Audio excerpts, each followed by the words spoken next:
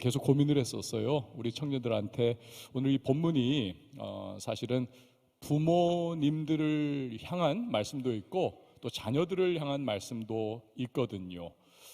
관계라고 하는 것은 쌍방간의 문제이기 때문에 부모님들 또 자녀들 양측을 향한 하나님의 메시지입니다. 이걸 둘 다 전해야 되는가? 사실은 둘 다 전하고 싶은 마음도 없지 않아 있었습니다. 왜냐하면 여러분들도 나중에 이제 결혼을 하고 자녀를 낳게 되면 이 말씀이 적용이 돼야 되기 때문에 미리 알고 있는 것도 좋겠다. 그런데 지금 현실적으로 우리 조이 청년부 같은 경우들, 이거 박효선 목사님이 또 강력 주장한 건데, 조이 청년부 같은 경우들은 아직 결혼 멀었다. 그러니 자녀에 대해서 어떻게 부모가 할 것이냐, 이 부분을 다루면 전혀 공감이 없을 겁니다. 저를 협박을 했습니다. 먹혀들었어요.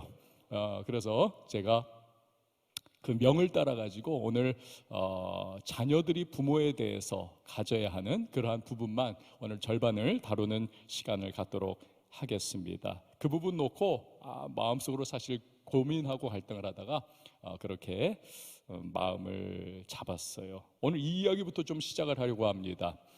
이름만 되면 알 수 있는 아주 유명한 목사님이세요. 근데 그분 제가 설교를 듣다가 이분이 자신의 과거에 있었던 어떤 한 에피소드를 이야기를 하더군요. 오늘 말씀을 준비하다가 그 이야기가 생각이 났습니다. 신방 요청이 다급하게 밤에 왔다는 것입니다. 그래서 달려갔더니 집안이 완전히 난리가 났다는 겁니다.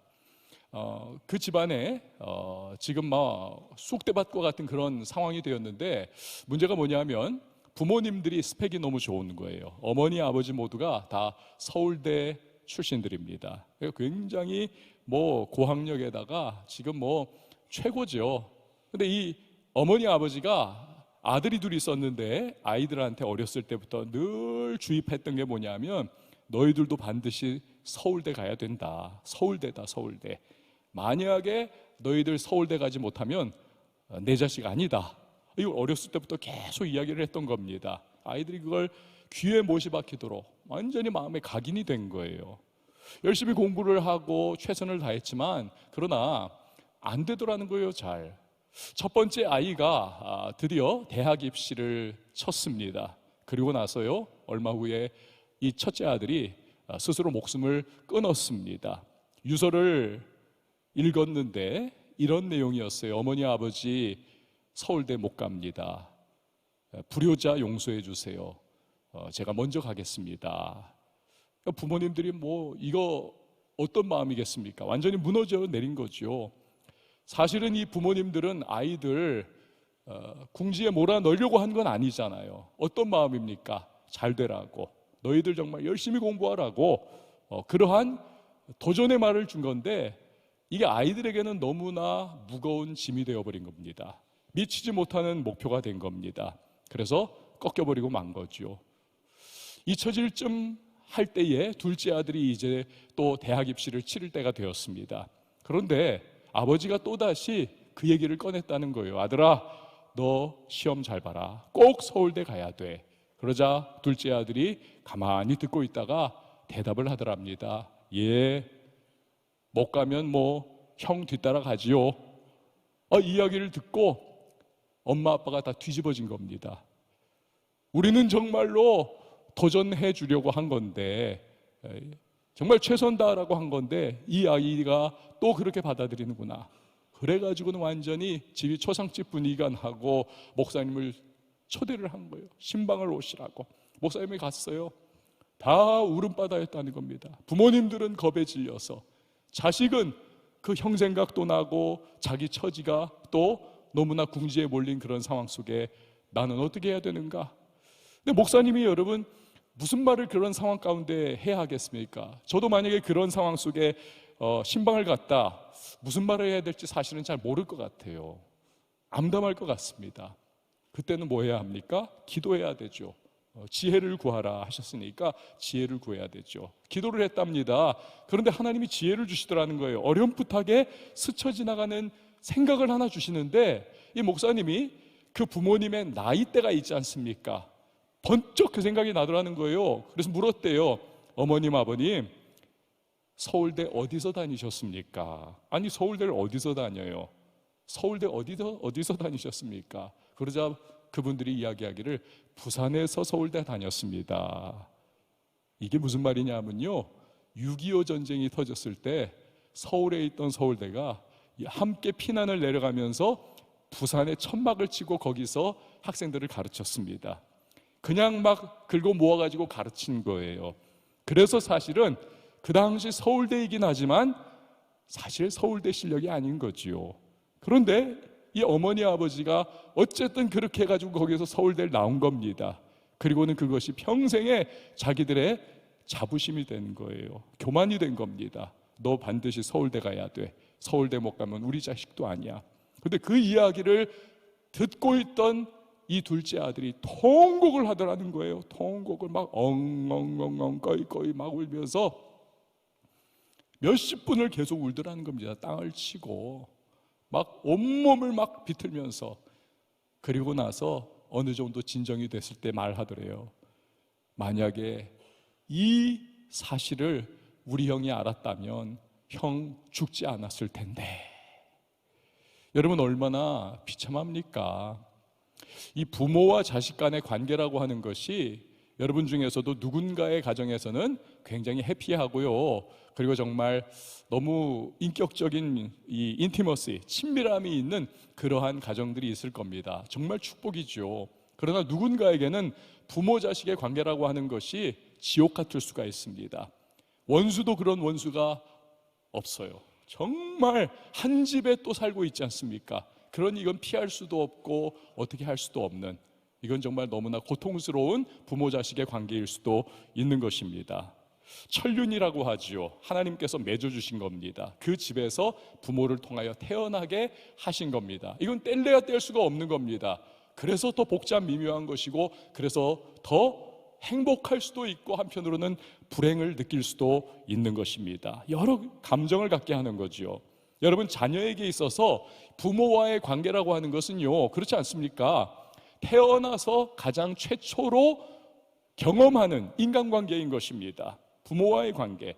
그래서 이 부모와의 관계에서 성공하게 된다, 친밀함을 느끼고 사랑을 주고받으면서 부모와의 관계가 아주 좋다, 그러면 성공 경험을 한 거예요. 인간관계에 있어서의. 그리고 가장 이것은 뼛속 깊이 이렇게 내려가는 인간관계의 성공의 체험이기 때문에 그 성공, 인간관계 성공 체험이 이후에 살아가는 모든 인생에 만나는 관계 속에서 긍정적인 작용을 합니다.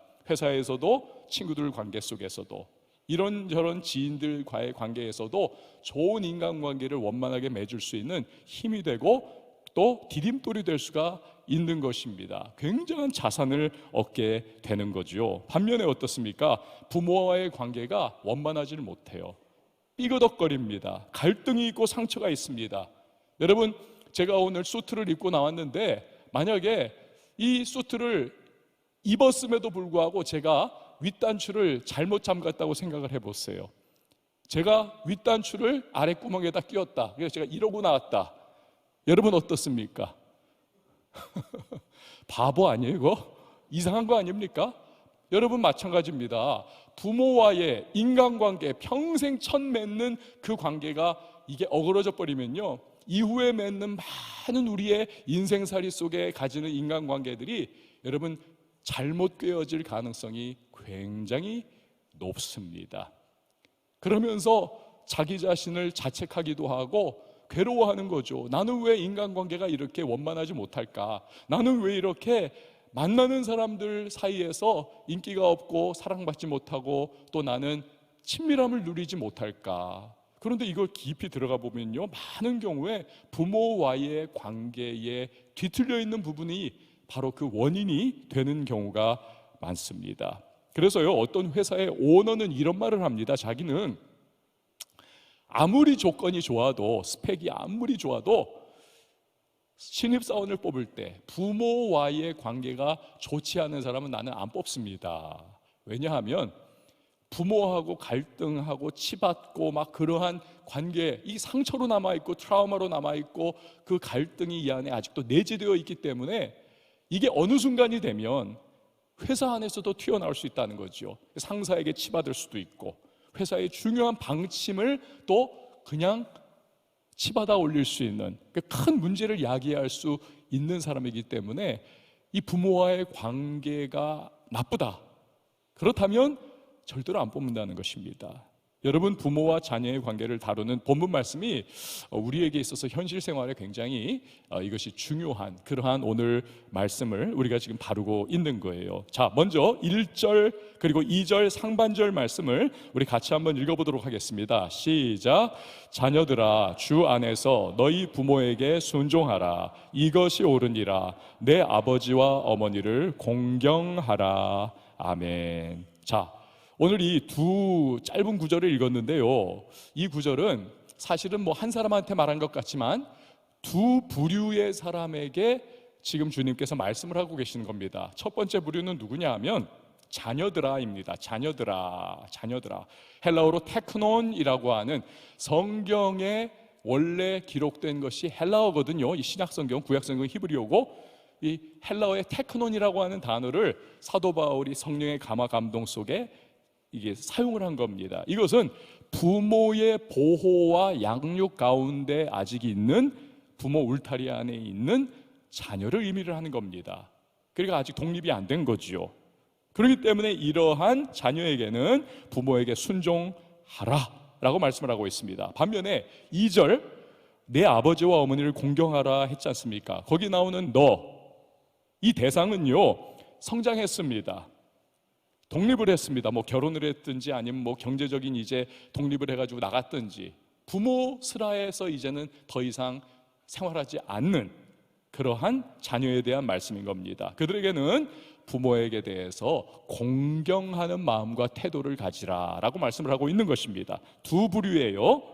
우리가 지난주에는 아내와 남편에 대해서 다뤘거든요. 그래서 제가 윤요한 목사님께 설교를 부탁을 드렸고, 아마 제가 영상으로 이렇게 보는데 은혜를 많이 받았던 것 같아요. 그런데 이 아내와 남편의 관계를 에베소서에서 사도 바울이 다루면서 아내에게 우리 그 여자분들이 들으면 기분 나쁠 그러한 어쩌면 뉘앙스의 말씀을 했어요. 아내들아, 남편에게 복종하라. 이렇게 들으면 굉장히 기분 나쁘잖아요. 지금 평등시대에 무슨 오늘날 우리가 이 말씀 받아들이기 참 어렵다, 옛날은 몰랐어도 2000년 전은 몰랐어도 그렇게 받아들일 수 있잖아요. 그러나 성경이 말하는 복종이라고 하는 이 단어는요, 우리가 가지고 있는 한국어 어감하고 전혀 다릅니다. 이것은 영어로 말하면 submit이에요. submit, S-U-B-M-I-T, 내어드리다, 제출하다. 그래서 교수가 학생들에게 내일까지 과제물 썸밋해요, 그러면 제출하라는 겁니다. 내라는 겁니다. 그런 의미. 그러니까 복종한다는 것은 뭐 이렇게 아주 그냥 그 밑에서 우열을 그냥 가리고 힘의 논리에 의해서, 가부장적인 그런 압박에 의해서 할 수 없이 따라가는 그런 모습이 아니라 자발적으로 아내가 남편에게 남편의 지도력, 하나님이 주신 지도력을 인정하면서 자기 자신을 내어드리라, 따르라 라고 하는 그런 의미를 가지고 있습니다. 그리고 팁으로 또 말씀드리자면, 남편에게는 사실 하나님께서 더 막중한 책무를 주셨습니다. 아내를 사랑하라. 그리스도께서 교회를 위하여 자기를 내어주셨듯이 사랑하라. 아내는 자기를 남편에게 자발적으로 이렇게 내어드리면 남편의 리드를 받으면, 인정해주고 따라가면 그러면 되는 건데, 남편은 예수님이 교회를 위해서 자기 자신의 마지막 피 한 방울까지 내어주시고 목숨을 내어주셨듯이 남편은 아내를 그렇게 보호하고 사랑하고 그렇게 이끌어가라는 겁니다. 그러니까 남편은 죽을 각오를 하라는 거예요. 그 정도로 하나님께서 강력하게 남편에게 말씀을 하십니다.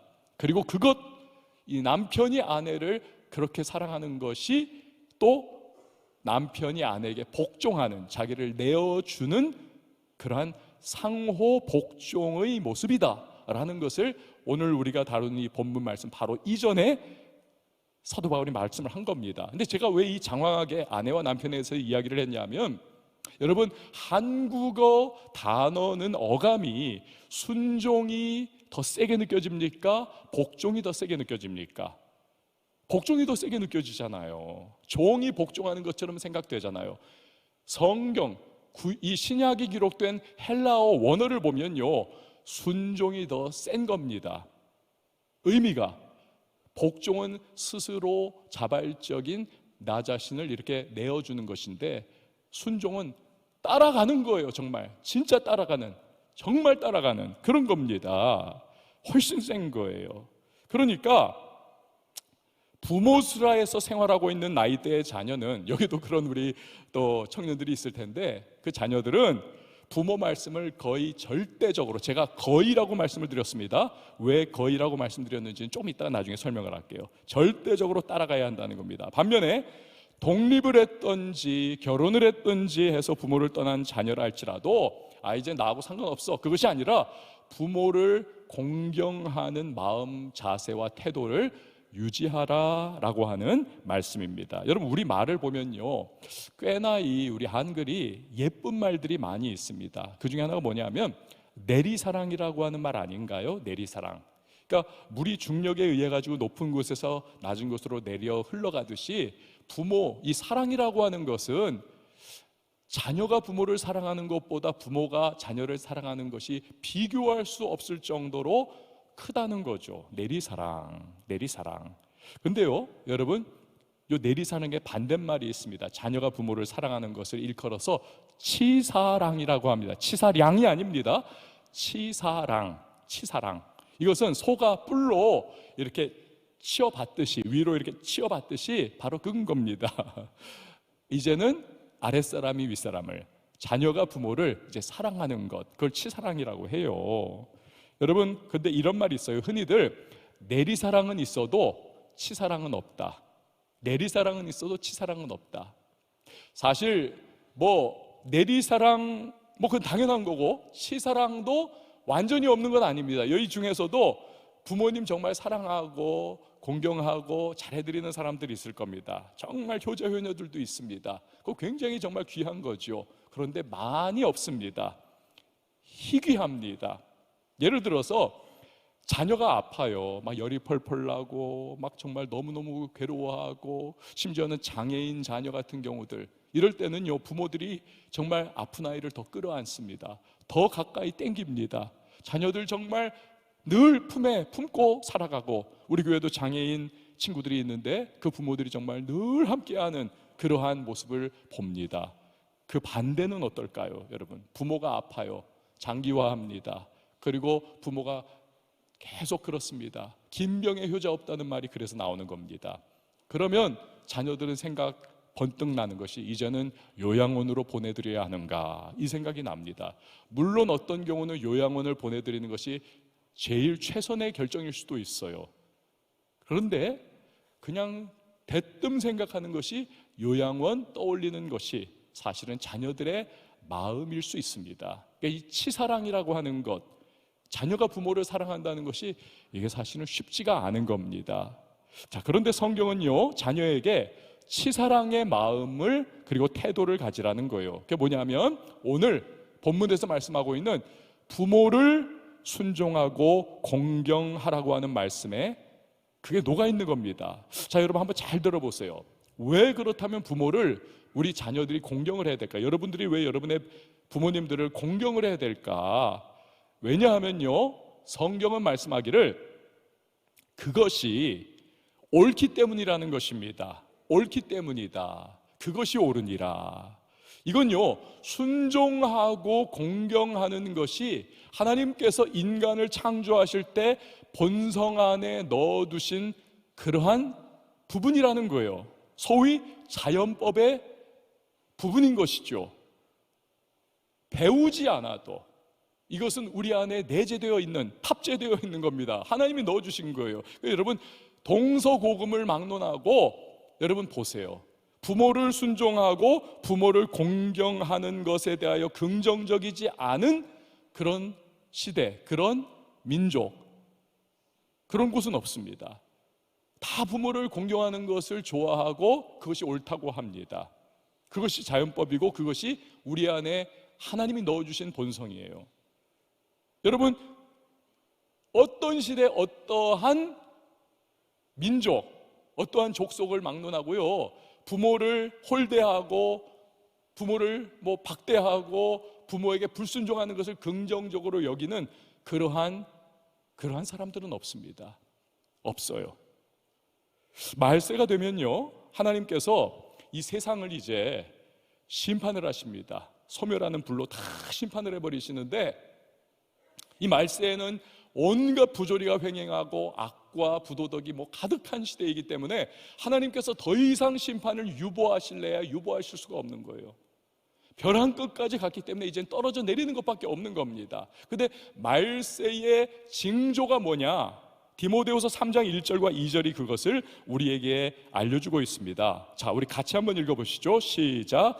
너는 이것을 알라. 말세에 고통하는 때가 이르러 사람들이 자기를 사랑하며 돈을 사랑하며 자랑하며 교만하며 비방하며 부모를 거역하며. 그러니까 말세에는 심지어 어떤 일이 일어나느냐, 하나님께서 우리 인간 본성 안에 이렇게 넣어주신, 부모를 사랑하는 거야 라고 넣어주신 이 인간성이 이제는 말살이 돼버린다는 거예요. 그래서 대부분의 사람들이 부모에 대한 순종과 공경하는 것을 이제는 우습게 여긴다, 거추장스럽게 여긴다, 그것을 포기해버린다는 겁니다. 이게 말세의 징조라는 거예요. 그래 버리면 여러분 어떤 겁니까? 갈 때까지 간 거죠. 그러니 그러한 세상을 향하여 하나님께서 심판하시고 멸망시켜 버리시는 것은 이건 필연적인 겁니다. inevitable. 제가 이 필연적, 심판과 멸망은 필연적이라고 하는 이 타이핑을 치고 있었을 때 무슨 생각이 떠올랐냐면, 어벤져스에서 그 타노스가 이렇게 손가락을 튕기면서 얘기하잖아요. 뭐라고 합니까? I am inevitable. 나는 필연적이다.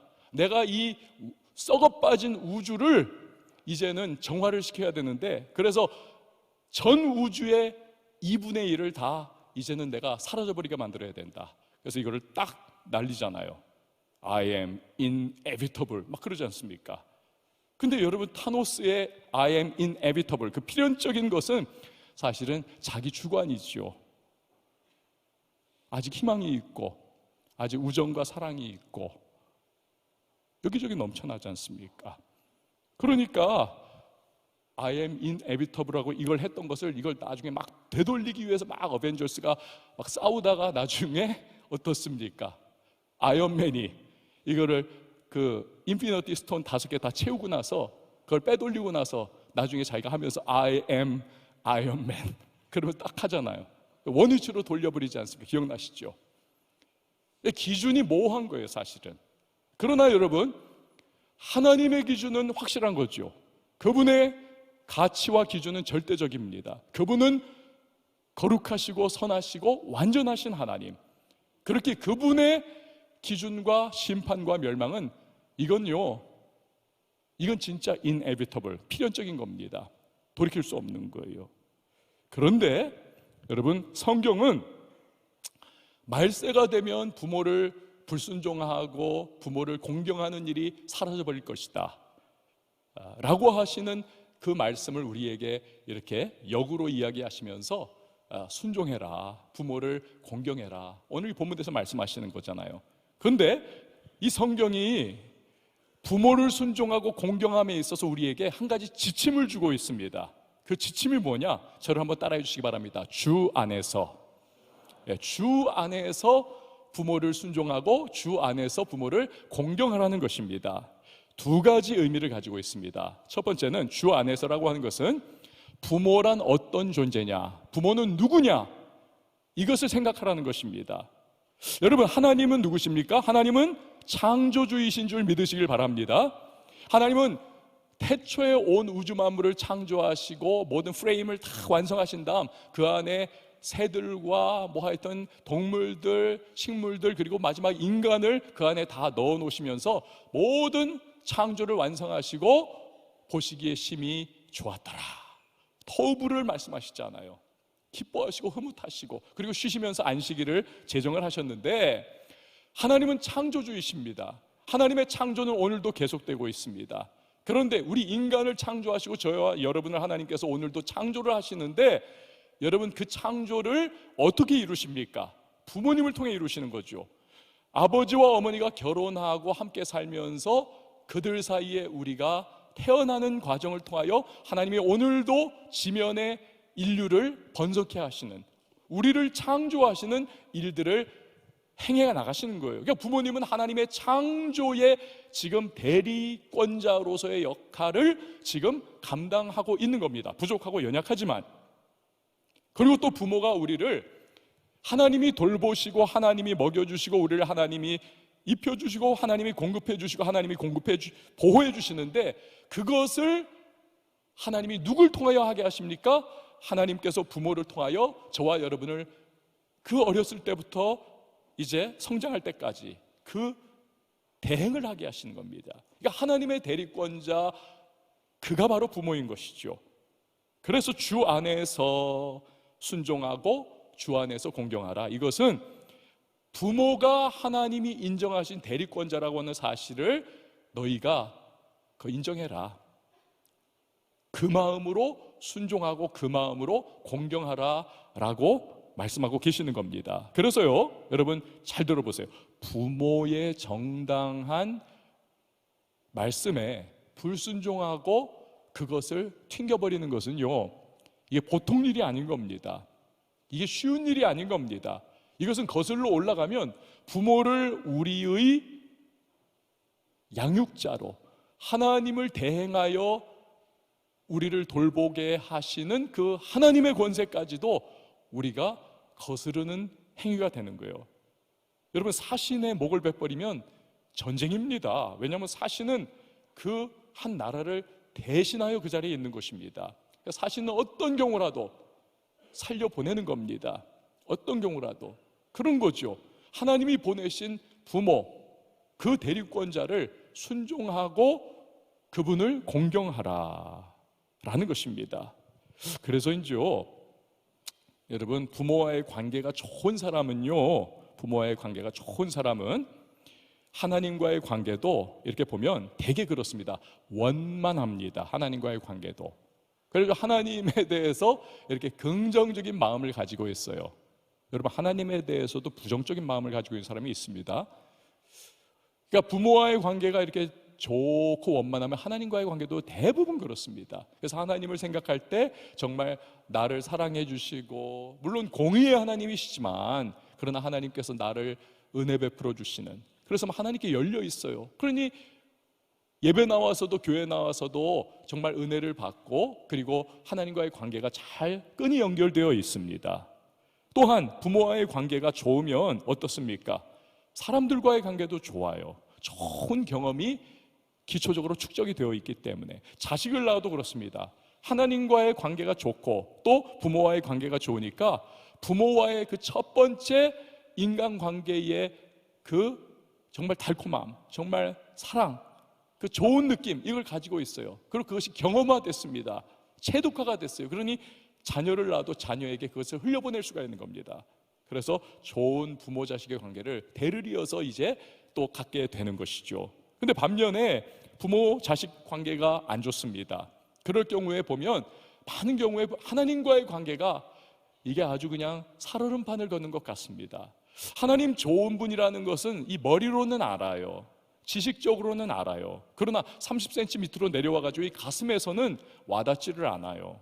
하나님이 나를 정말 사랑해 주시고 늘 관심 가져주시고 내게 복 주시는 하나님이라고 하는 것을 알고는 있는데 와닿지를 않아요. 오히려 느낌으로는 어떤 마음을 갖냐 하면, 하나님에 대해서 나를 늘 바라보고 계시면서 내가 뭔가 잘못하기만 하면 두들겨 패시려는 하나님처럼 느껴져요. 하나님에 대하여 불안함을 가지고 있습니다. 뭔가 내 삶에 조금이라도 안 좋은 일이 하나라도 톡 튀어나오면 하나님이 나 치시는 거 아니야 라고 하는 그러한 마음을 갖습니다. 그래서 하나님이 굉장히 억울하시대요.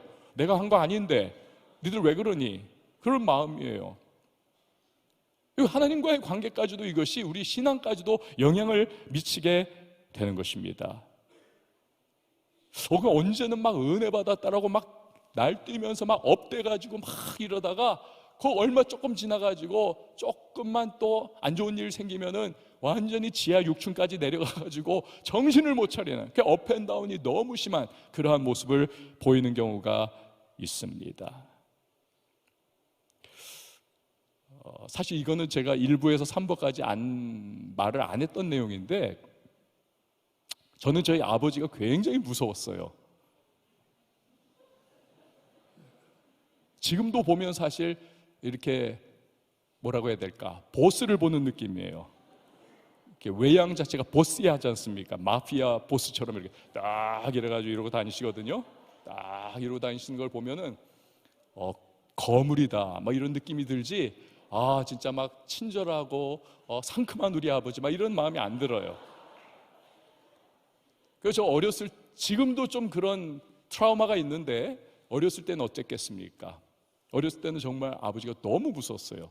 그리고 아버지는 거의 목회에 목숨을 걸었던 분이기 때문에 집에서는 거의 볼 수 있는 기회가 없었습니다. 제가 잘 때 들어오시고 깰 때 이미 새벽기도 나가시고, 그렇기 때문에 그러니까 아버지와의 좋은 추억이 저는 사실 없어요.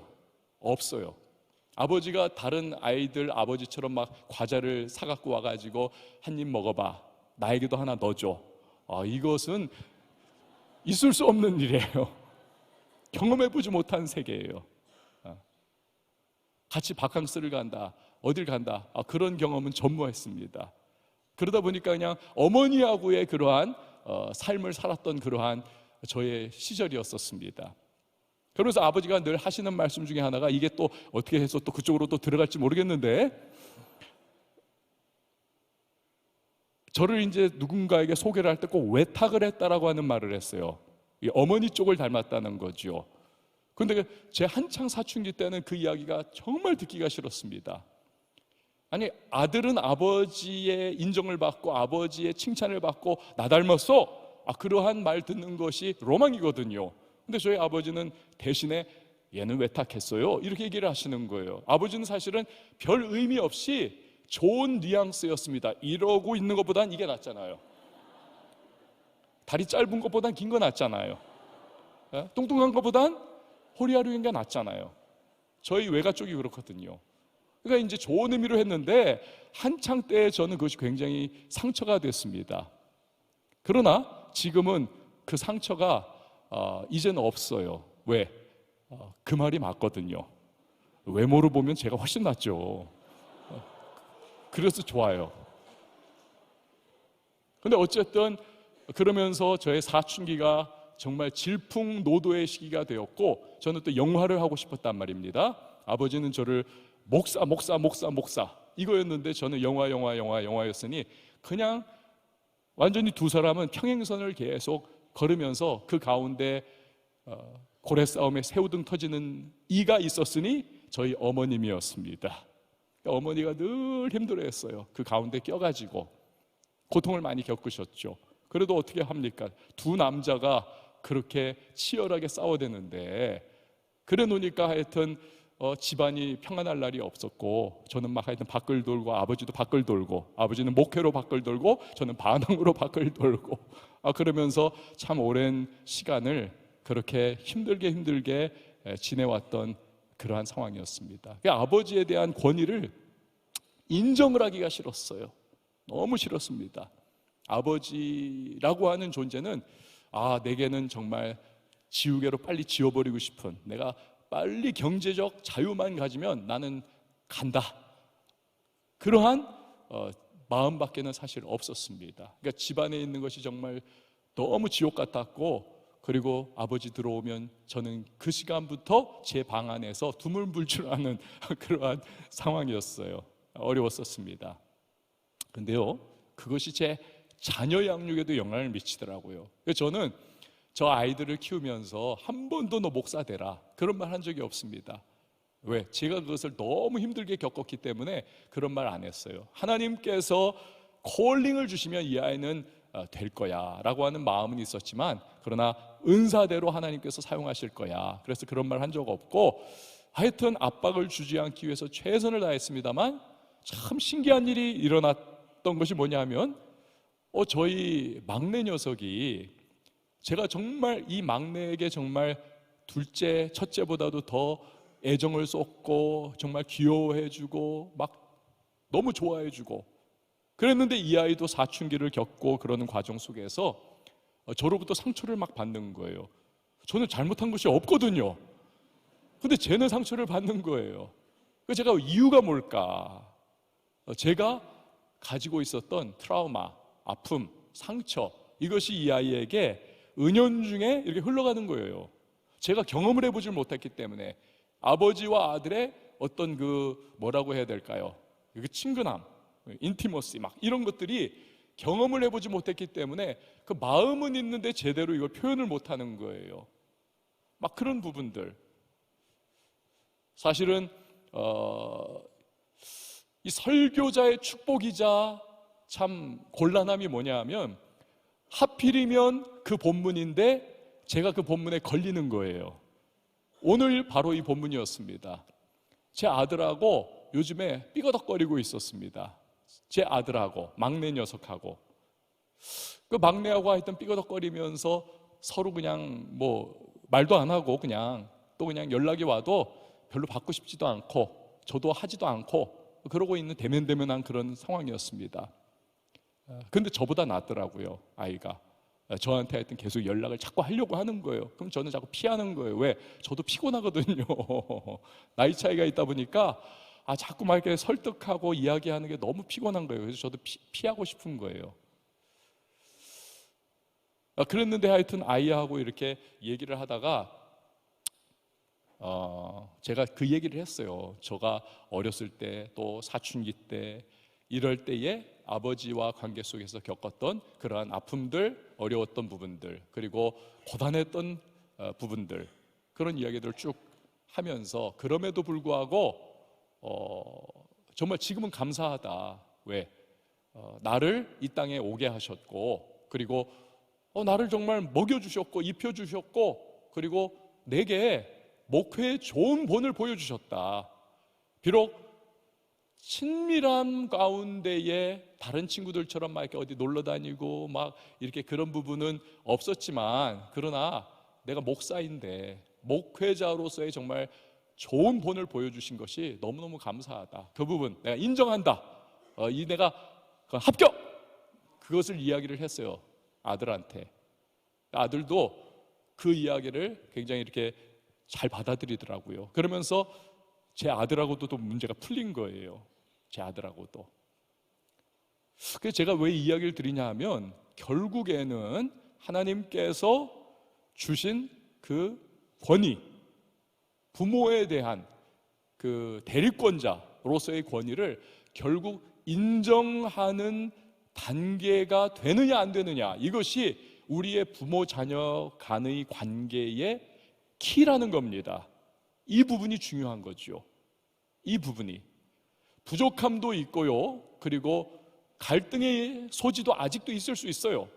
여러분들 사이에 부모와의 관계 속에서 아픔도 아직 해소가 안 된 부분들이 얼마든지 있을 수 있습니다. 그러나 중요한 것은 그럼에도 불구하고 부모가 하나님께서 나를 이 땅에 보내시는 과정을 또한 떠맡은, 그리고 나를 어려서부터 양육하고 지금까지 돌보아 준 하나님의 대리권자라고 하는 그 사실을 내가 인정하느냐, 이것이 하나의 굉장한 패러다임 시프트가 될 수 있는 겁니다.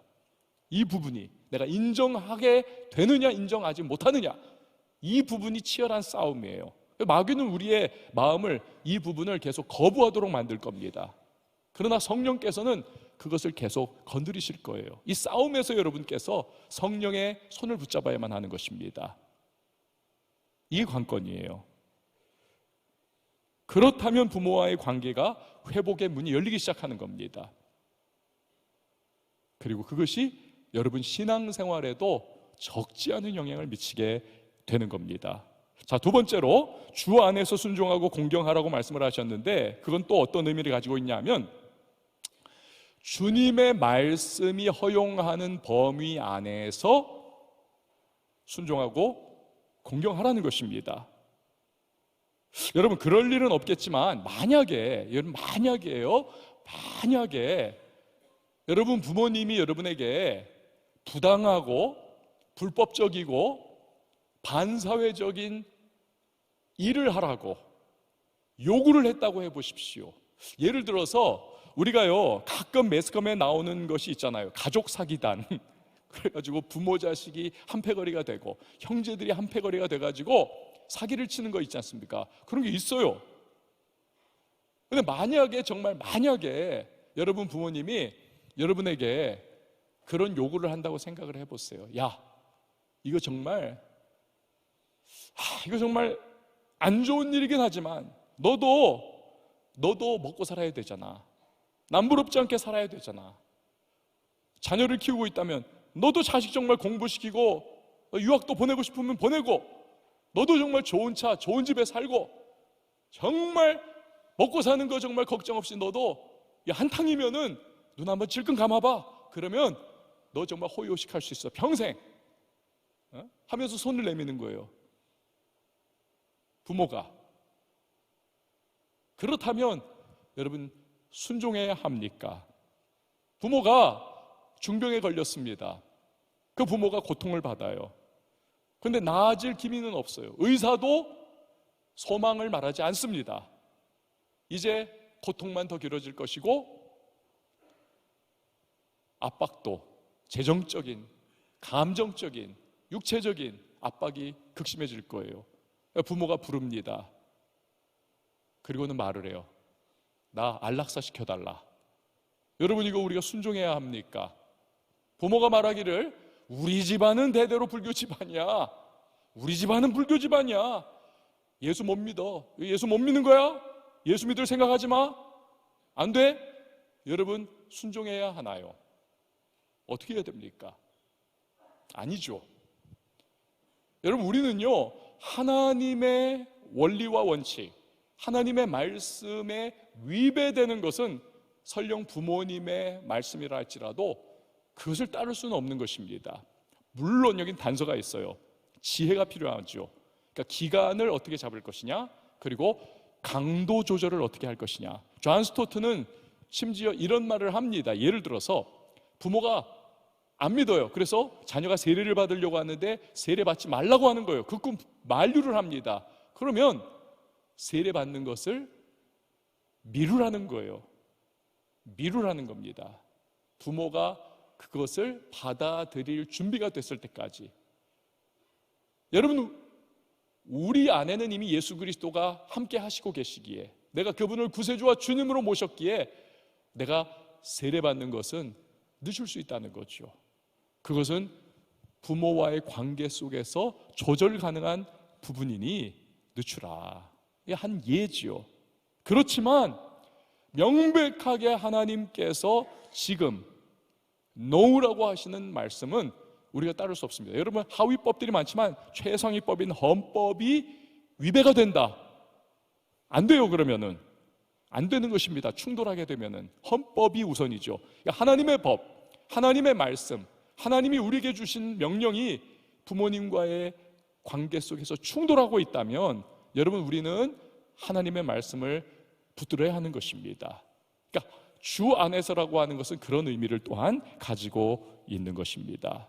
자, 그래서 성경은 주 안에서 우리로 하여금 부모님께 순종할 것을, 그리고 공경할 것을 말씀을 하십니다. 그리고 그런 사람에게 하나님께서는 복을 주겠다 말씀을 하세요. 자, 2절 하반절에서 3절 말씀까지를 우리 같이 읽어보도록 하겠습니다. 시작. 이것은 약속이 있는 첫 계명이니 이로써 내가 잘되고 땅에서 장수하리라. 아멘. 여러분, 이 2절 하반절에서 3절은요 10계명의 말씀입니다. 10계명 중에서 10개의 계명이 있는데 1계명에서 4계명은 대신관계 아닙니까? 하나님에 대해서 어떻게 할 것이냐. 5계명에서 10계명은 대인관계 측면이잖아요. 사람과의 관계에서 어떻게 우리가 의롭게 살아갈 것이냐. 그런데 사람과의 관계를 다루는 5에서 10계명 중에 첫 번째인 5계명이 부모에게 순종하고 공경하라는 거예요. 그리고 그 안에 네가 그렇게 하면 이 땅에서 잘되고 장수하게 될 것이다. 주님이 그 10계명 안에 넣어두셨습니다.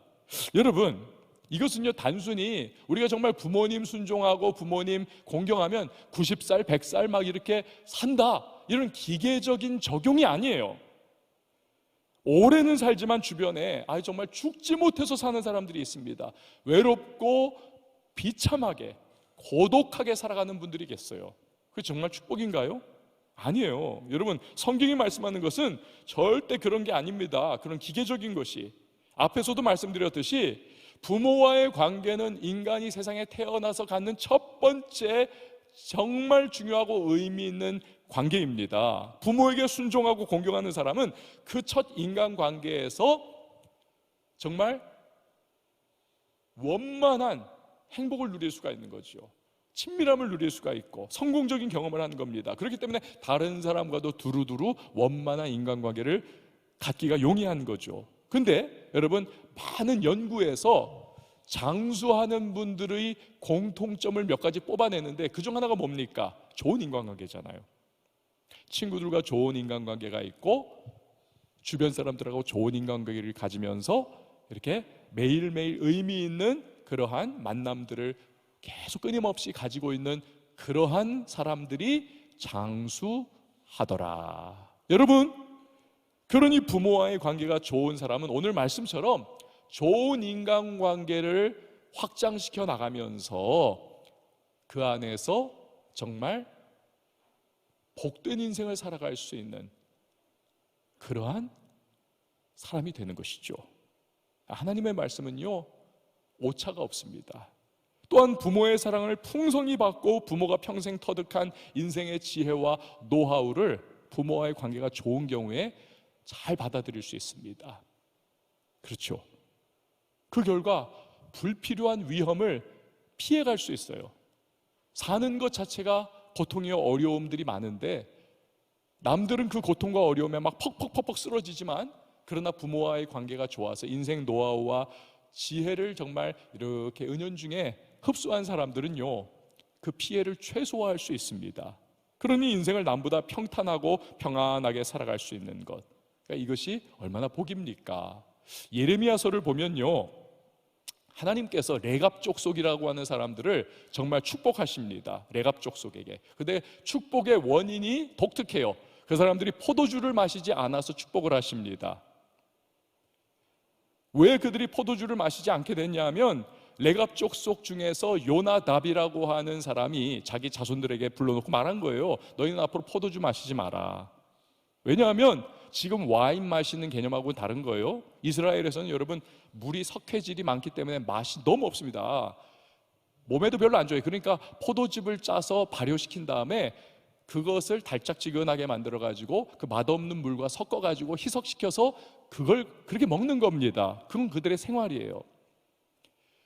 그런데 포도주를 마시지 말라는 거예요. 왜냐하면 포도주 마시면 어쨌든 저쨌든 몽롱해지는 경우가 많지 않습니까? 알코올 중독 될 수도 있고. 그러면 하나님을 섬기고 신앙생활하고 영성생활하는 부분에 조금이라도 영향 미치면 안 되니까 포도주 아예 그냥 마시지 마라.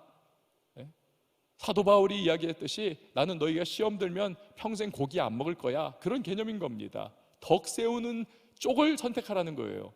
그런데 이 요나답의 후손들이 그 선조의 말을 대대로 지켜왔어요. 계속해서. 그러니까 하나님께서 너무 신기한 겁니다.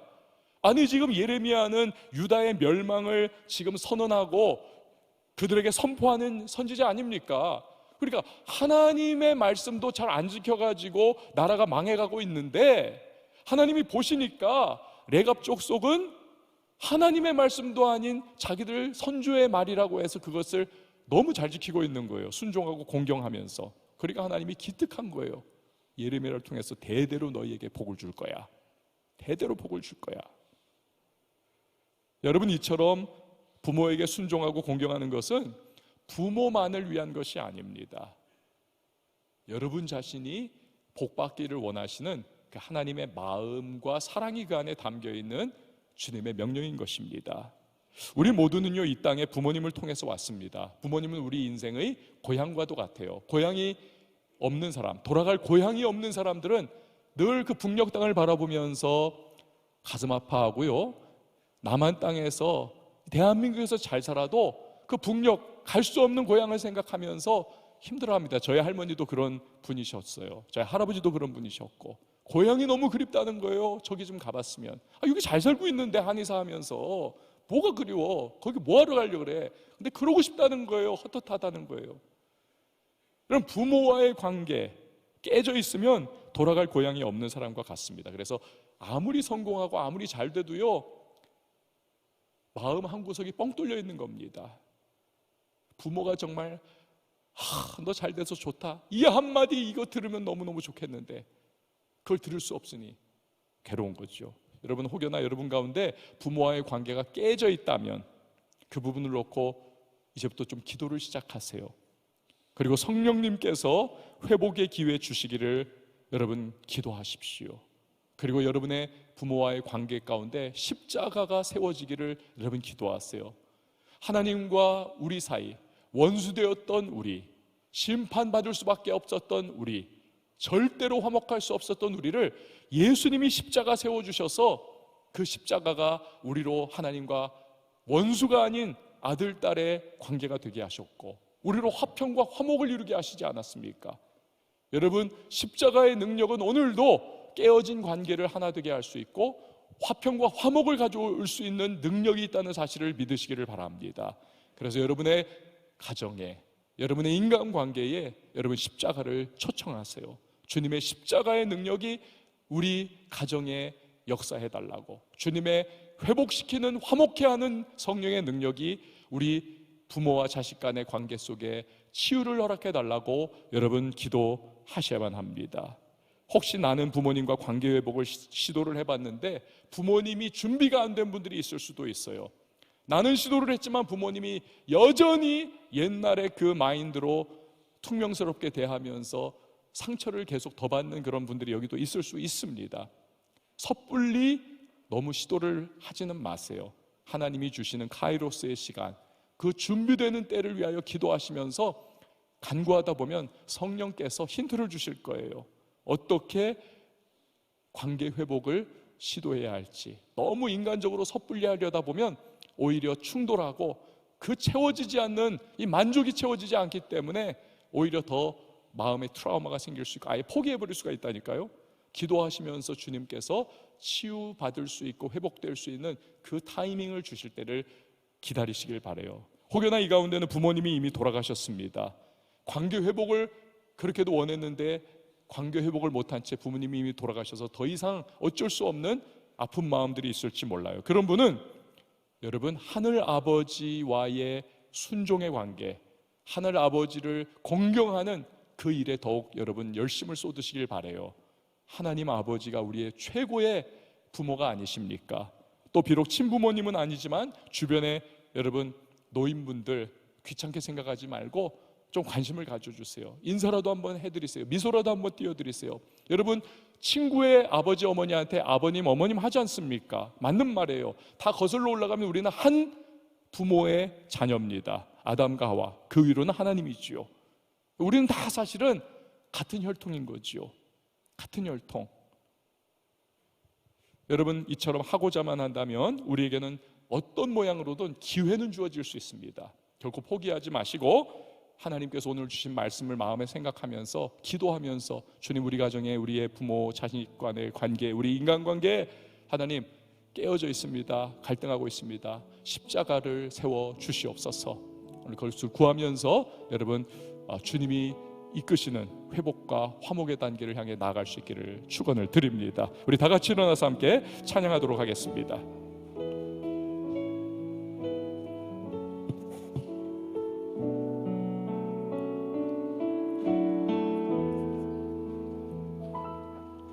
믿음과 삶을 살아내는 실력이 너무나 다른 내 모습을 볼 때에 이 모습도 주가 사랑하실까? 자신 없는 내 모습 그저 주님 앞에 있네. 나 같은 자도 사랑하여 주시고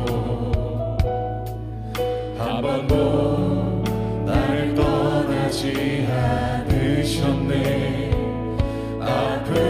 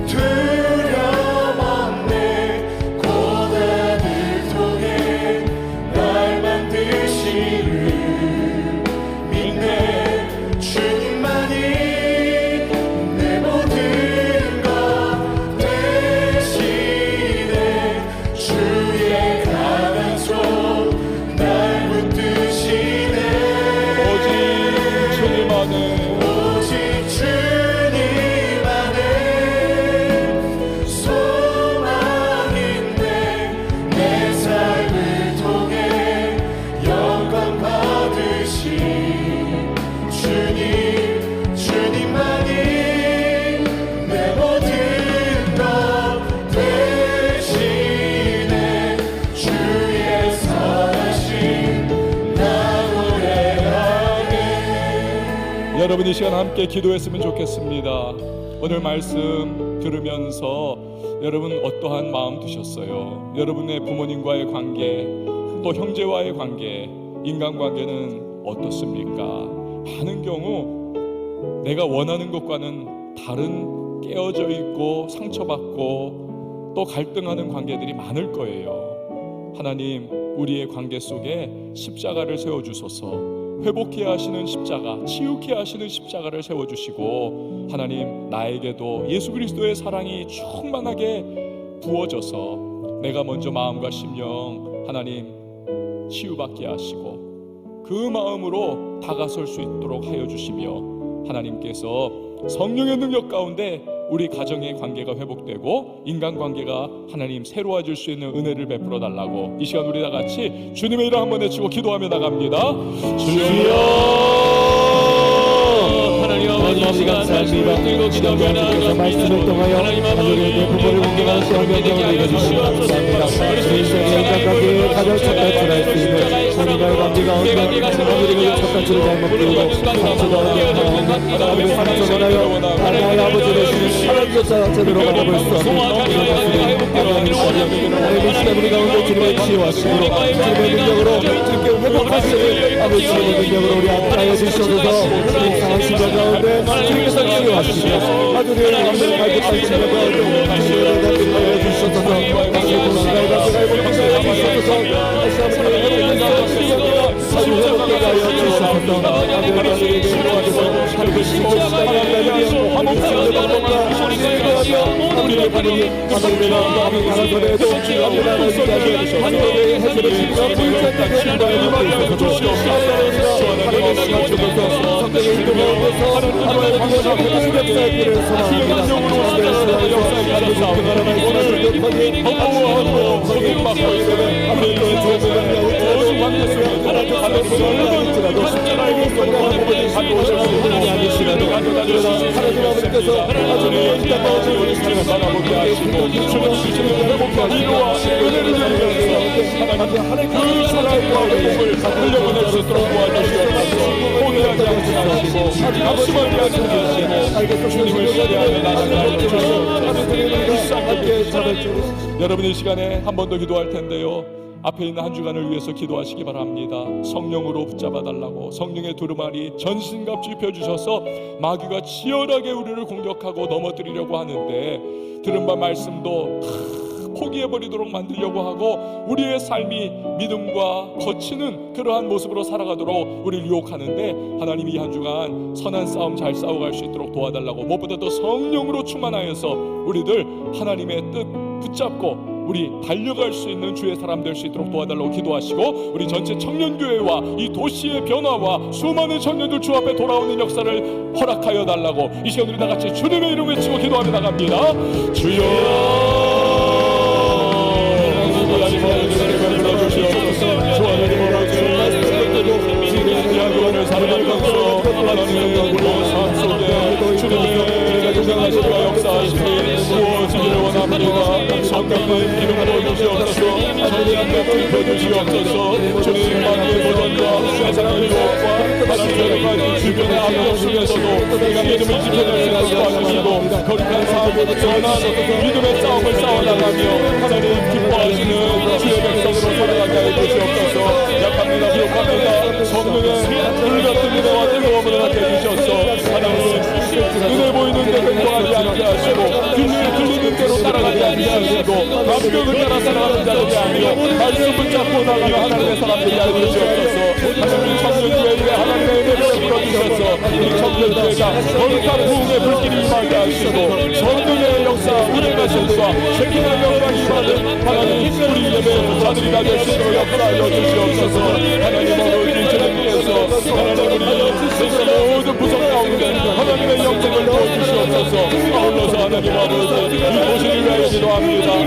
이 도시에 내 백성이 많으리라 주님 말씀하시는 분을 믿습니다.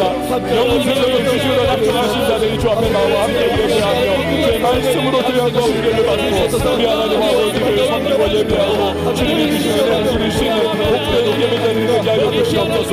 도시의 상권이 변화되게 하시고 거룩한 질서가 세워지게 하시고 하나님 아버지 이 도시의 역사가 되는 날씨로 역사해 주시옵소서. 오직 성령이 역사하시면 주여 예루로서 무너졌듯 하나님 완벽한 정신이 무너지며 하나님의 영광을 하게 될 이를 위하여 우리 모든 청년들에게 힘과 능력 은혜 성령 주시옵소서. 하나님 아버지 감사를 드립니다. 우리의 가정들 갈등과 깨어짐과 또 관계 가운데 비통한 마음들이 있음을 고백합니다. 그러나 주님의 십자가의 능력은 얼마든지 우리의 갈등과 아픔도 해소시켜 주실 수 있고 그 분열과 충돌 가운데서도 주께서 하나님과 우리의 관계를 회복시켜 주셨듯 화목해 하시는 능력을 베풀어 주실 수 있음을 믿습니다. 기도하게 하시고 성령 의지하게 하시고 그 인도하심 가운데 용기를 내어서 하나님 앞에 믿음으로 반응하며 화해와 순종과 공경의 사람들로 우리가 살아갈 수 있도록 은혜를 베풀어 주옵소서. 그것이 우리의 축복이며 그것이 우리의 은혜임을 기억해 하여 주시옵소서. 나아가는 발걸음을 성령께서 주관하여 주셔서 우리의 예배자들이 삶의 현장 속에 빛과 소금의 역할을 감당하게 하시고 성령의 두루마리 입고 유혹과 죄악과 마귀의 도전과 시험 앞에서 믿음의 선한 싸움으로 승리하게 하시며 우리 하나님의 자녀다운 모습으로 살아갈 수 있도록 도와주옵소서. 그러나 설령 연약하여 넘어지는 순간이 있다 할지라도 다시 일어날 수 있는 은혜를 주님 허락하여 주시고 그냥 그 자리에 침륜에 빠져들어가는 사람들이 아니요 우리 하나님께서 내밀어 주시는 손 붙잡고 다시 전진할 수 있는 믿음의 사람들이 다 되게 하여 주시옵소서. 우리 온 교회에 주님의 성령께서 운행하사 거룩한 부흥의 불길이 임하게 하시고 우리의 청년들의 예배 가운데 쉐키나의 임재 영광이 함께 하시는 예배가 되게 하여 주시옵소서. 이 도시의 수많은 청년들 주께서 그들의 발걸음을 구원의 발걸음 예배자의 발걸음으로 변화시켜 주셔서 함께 예배하며 존귀하신 주님 앞에 찬양할 수 있는 귀한 복음의 역사가 일어나게 하여 주시옵소서. 오늘도 예배를 섬기고 헌신하는 모든 봉사의 손길들 복을 주시고 드려진 예물 위에 하나님의 은혜를 공급하여 주셔서 여호와의 일의 능력으로 베풀어 주신 주님이심을 체험하는 복된 한 주간이 되게 하여 주시옵소서. 이제는 우리 주 예수 그리스도의 은혜와 하나님 아버지 극진하신 사랑과 성령의 교통하심이 우리 모든 예배자 한 사람 한 사람 머리 위에 이제부터 영원토록 함께 계실지어다. 아멘.